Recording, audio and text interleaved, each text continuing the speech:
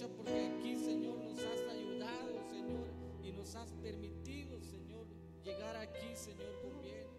Nos has permitido, Señor, llegar a ti, Señor, con bien, Señor. Y hoy te pedimos, Señor, que tú vengas hoy en medio nuestro. Ven en medio nuestro, Señor. Te pedimos, Señor, que el tiempo, Señor, que estemos aquí, Señor, reunidos para alabarte, para adorarte, para buscarte, nos permita, Señor, verte, Señor, y encontrarte hoy. En el nombre de Cristo, Señor, te pedimos, Señor, que el tiempo que estemos aquí, Señor, tú estés en medio nuestro, que tú estés aquí en medio nuestro. Permite, Señor, que mientras te adoremos, Señor, tú nos hables, Señor, por medio de la alabanza.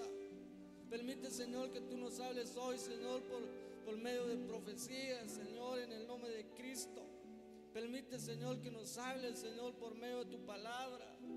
En el nombre de Cristo, Señor, hoy en tus manos, Señor, entregamos, Señor, este servicio para que tú tomes, Señor, el control, Señor, de nosotros. Usa, Señor, nuestras vidas. Usa, Señor, la alabanza. En el nombre de Cristo te pedimos.